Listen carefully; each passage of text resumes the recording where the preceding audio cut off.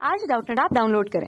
Doubtnut पर अपने सभी गणित, रसायन विज्ञान, भौतिक विज्ञान और जीव विज्ञान के डाउट्स का करो सफाया। बस प्रश्न की फोटो खींचो, एक ही प्रश्न को क्रॉप करो और तुरंत वीडियो सोल्यूशन पाओ। अभी डाउनलोड करें। प्रश्न है, आनुवांशिक इंजीनियरिंग में किसी पसंदीदा डीएनए खंड को एक वेक्टर अथवा वाहक के द्वारा परपोषी कोशिका के भीतर स्थानांतरित किया जाता है। इस प्रसंग में निम्नलिखित साधनों ए से डी पर विचार कीजिए और फिर आगे दिए जा रहे विकल्पों में से सही विकल्प चुनिए कि इनमें से किस एक को या एक से अधिक को वाहक अथवा वाहकों के रूप में इस्तेमाल किया जा सकता है। ए है बैक्टीरियम, बी है प्लाज्मिड, सी है प्लाज्मोडियम और डी है जीवाणु भोजी। और यहाँ 4 विकल्प दिए गए हैं। पहला है केवल ए, बी तथा डी, दूसरा है केवल ए, तीसरा है केवल ए तथा सी और चौथा है केवल बी तथा डी। तो चलें इन चारों साधनों पर विचार करते हैं और विचार करने के बाद जानते हैं कौन कौन से साधन इनमें से वाहक के तौर पर इस्तेमाल किए जाते हैं। तो सबसे पहले जानते हैं वाहक क्या होते हैं। वाहक डीएनए का वह टुकड़ा होता है जो पसंदीदा जीन को होस्ट कोशिका के अंदर लेकर जाता है, जहां पर वो होस्ट कोशिका में प्रतिलिपियां बना सके अपनी। तो ये वाहक होता है और वाहक की कुछ विशेषताएं होती हैं, जैसे वाहक में कोई ना कोई एक या एक से अधिक रेस्ट्रिक्शन साइट्स होनी चाहिए।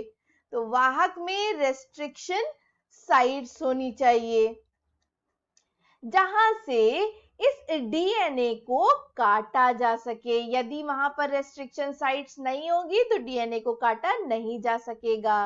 दूसरा, वाहक में एक साइट ऑफ ओरिजिन होनी चाहिए। तो वाहक में ओरिजिन साइट होनी चाहिए जहां से इसका प्रतिलिपिकरण हो सके, इसकी प्रतिलिपियां बनाई जा सकें। तीसरा, वाहक में एक सेलेक्टेबल मार्कर का होना जरूरी है। तो वाहक में सेलेक्टेबल मार्कर होगा ताकि इस वाहक को पहचाना जा सके कि ये वही वाहक है और इसके अंदर पसंदीदा डीएनए अपनी प्रतिलिपियां बना रहा है। तो यदि किसी भी डीएनए के अंदर ये 3 चीजें होंगी, 3 विशेषताएं होंगी, तो वो वाहक कहलाएगा। चले जानते हैं क्या बैक्टीरियम के अंदर वह विशेषताएं हैं।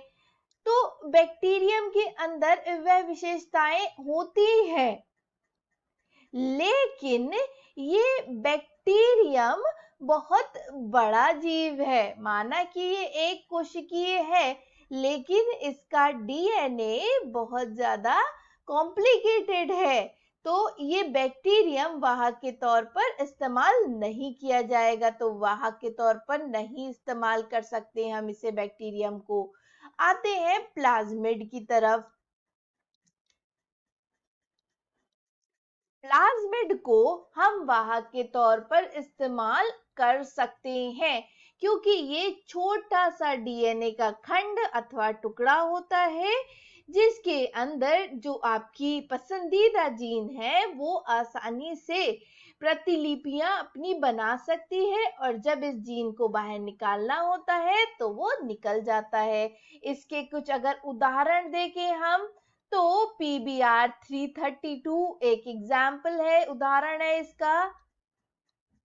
TI प्लाज्मिड एक और उदाहरण है इसका। तो इस तरह के आपके बहुत सारे प्लाज्मिड्स हैं जो वाहक के तौर पर काम कर रहे हैं। अब थोड़ी सी बात कर लेते हैं प्लाज्मोडियम की। क्या प्लाज्मोडियम वाहक के तौर पर काम कर सकता है? तो प्लाज्मोडियम एक प्रोटोजोअन है। प्लाज्मोडियम एक प्रोटोजोअन है जो इंसानों में मलेरिया बीमारी का कारण होता है। तो ये इंसानों में मलेरिया का कारक होता है और मलेरिया जिससे हमारी जान भी जा सकती है।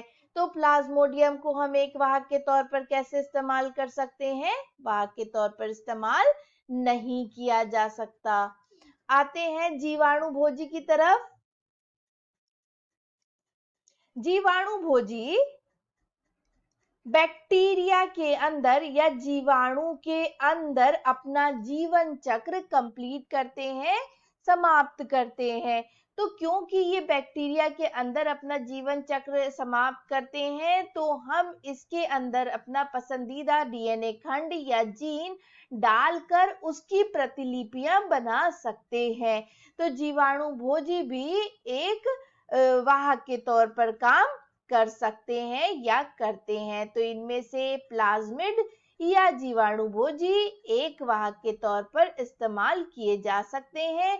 चलें देखते हैं अपने विकल्पों को और जानते हैं सही विकल्प। केवल ए, बी तथा डी। तो ए को तो हम वाहक नहीं मान रहे, बी प्लाज्मिड वाहक है, डी जीवाणु भोजी वाहक है। केवल ए गलत है। केवल ए तथा सी, केवल ए तथा सी, ए बैक्टीरिया है और सी प्लाज्मोडियम है, ये दोनों ही वाहक के तौर पर इस्तेमाल नहीं हो रहे। केवल बी तथा डी, तो प्लाज्मिड एक वाहक के तौर पर इस्तेमाल होता है और जीवाणु भोजी भी एक वाहक के तौर पर इस्तेमाल किया जाता है। तो चौथा ऑप्शन सही ऑप्शन है। आशा करते हैं आपको आपके प्रश्न का उत्तर मिल गया होगा। धन्यवाद। कक्षा 6 से 12वीं से लेकर नीट, IIT, JEE वो एडवांस के लेवल तक 1 करोड़ से ज्यादा छात्रों का भरोसा। आज ही डाउनलोड करें डाउटनेट ऐप या व्हाट्सएप करें अपने सारे डाउट्स 8400 400 400 पर।